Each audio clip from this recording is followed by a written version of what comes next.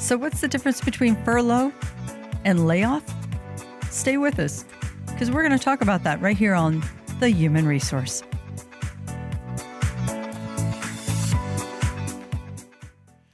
Yeah, furlough and layoff.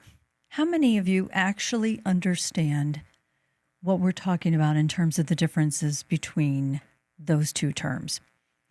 And I felt this was a good topic. Here a couple of weeks ago, we were all wound up about, the immigration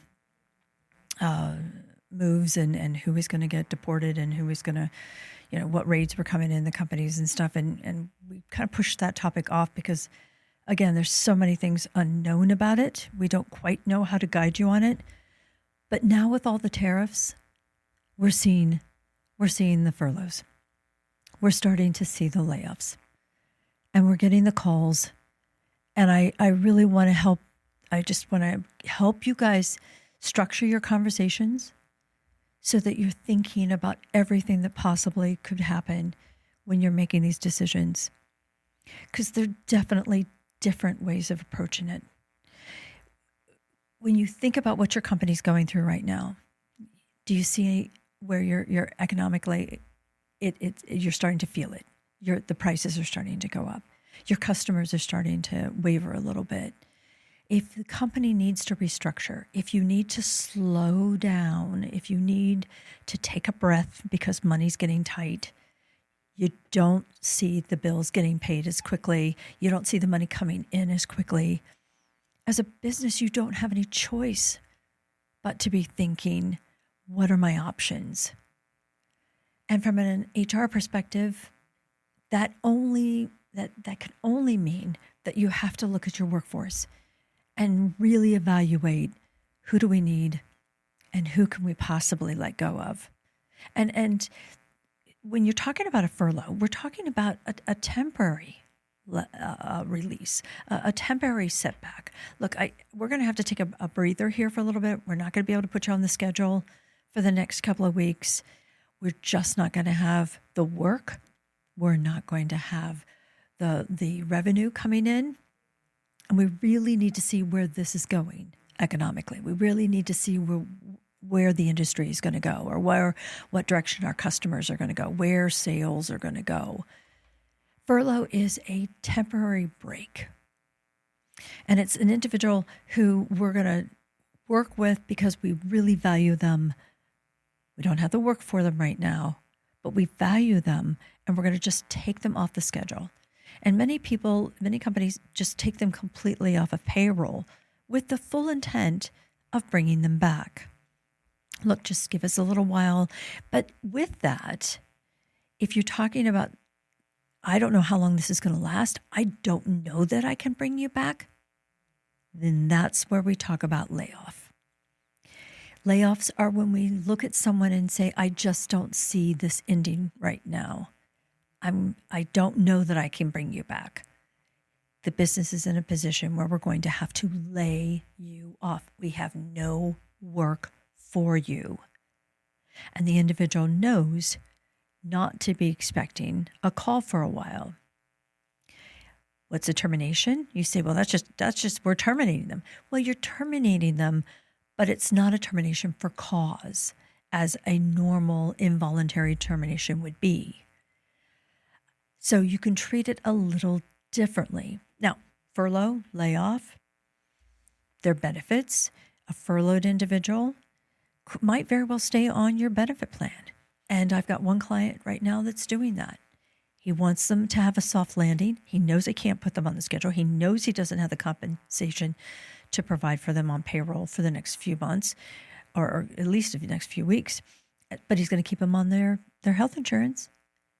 Where the ones that get laid off, they'll end up having to go on COBRA if it's available, or if it's not available, they'll have to find their own programs. So insurance, from a medical perspective, they definitely can differ between furlough and layoff. Terminated people, if it's just cut, there we go. The end of the month, find your own option, unless you're eligible for COBRA, and here in Ohio, mini COBRA. it's a whole different story. How about PTO? And this is where I want you to check into your state laws for PTO. Remember, California is going to be entirely different than Indiana or Virginia. So you need to look into your state laws in terms of how PTO should be handled, whether it's a furlough or a termination. And PTO, in some cases, we let them use it, especially the laid off employees. If we are going to pay it out, great. If we don't pay it out, I would give them a soft landing if it were me, but it is what it is. The ones that are on furlough can use it or maybe not use it. But again, check your state laws because PTO is handled a little differently.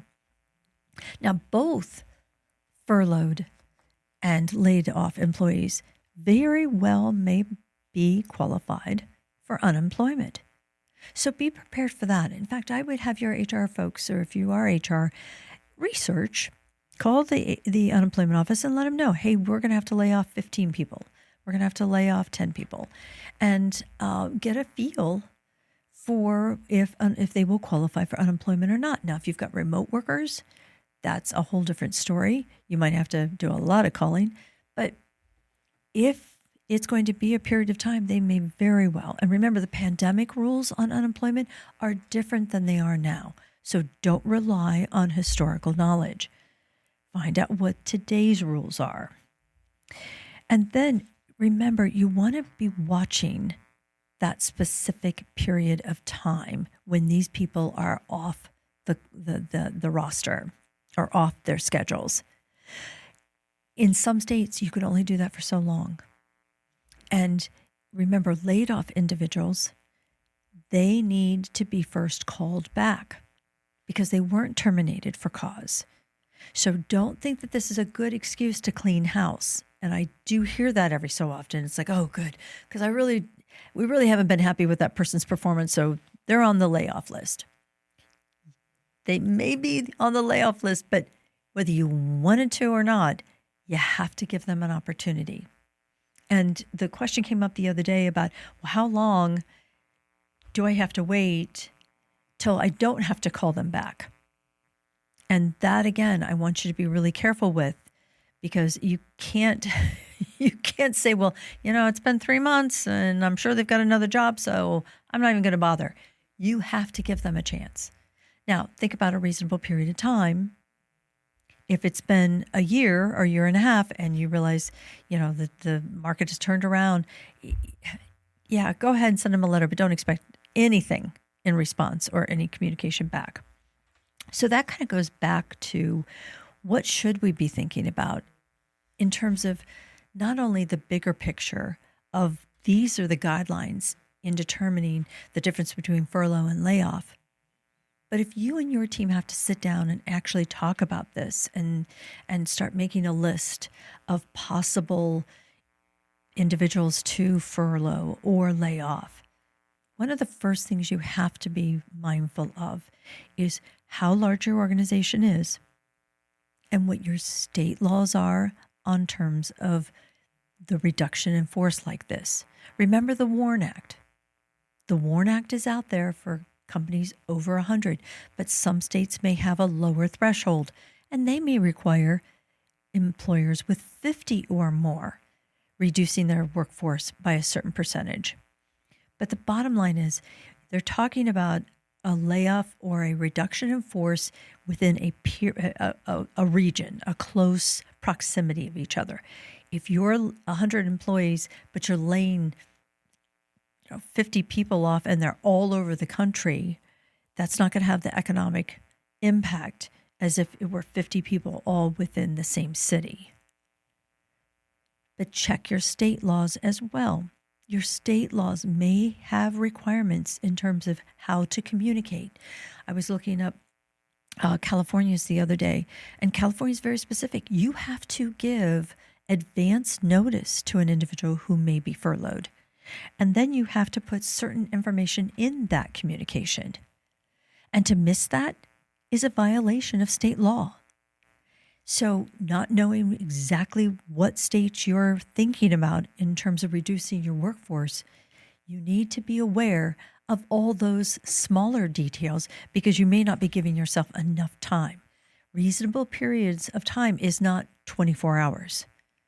Under no circumstances is any judge going to look at you and go, oh, you mean you didn't know you were going to have economic problems or you couldn't meet payroll until 24 hours before payroll? It's not going to work that way, guys.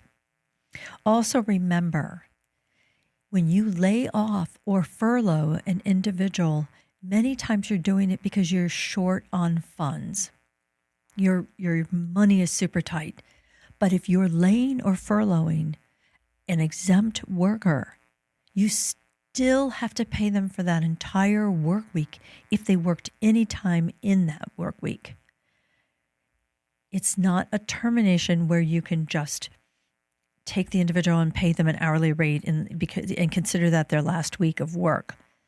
It doesn't work that way.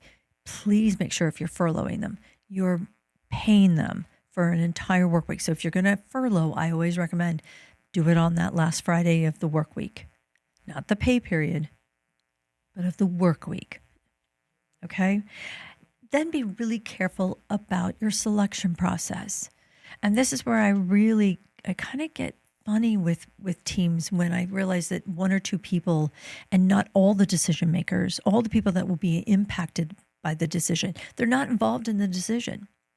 You need to really get everyone involved as best you can. And I know you want to keep it quiet. You don't want it all over the place, but don't try to do this without the owner. Don't try to do this without your senior directors, because they may know of things that are going on with special projects. They may know things that are going on the manufacturing floor that you aren't aware of as the business owner, or what you're not aware of as HR. So be careful. Be slow in your decisions and always take into consideration whether we're doing this with bias or whether we're doing this based on the needs of the business. You've heard me say that a million times. Everything should be decided and determined by the needs of the business. And then my last recommendation is be very, very careful and very selective in how you're communicating all this. Remember, you've got the recipient who's about to receive some horrible news if they love their job and they don't see this coming. But you also have the rest of the team that are left behind. Be thinking about how we're going to communicate to them. Don't forget your customers. Don't forget your vendors. And then, though it is extremely hard to control the narrative of the community, always remember that your competitors are watching you as well. You see, communication is the key to everything. We've talked about this. You know this. Just in life, communication is the key to everything. But if we do it correctly and we treat each other with respect and as good human beings, we can get through even these tougher times. Whether it's a furlough or a layoff, it's not going to be easy and it's not going to be comfortable for anyone. Remember, if you are going to do something like this and you're unsure, you've never been through one before, or you're just a little concerned, call your labor law attorney. Run it by them. Say, hey, this is what I'm thinking I'm going to have to do. This is how I'm making my choices.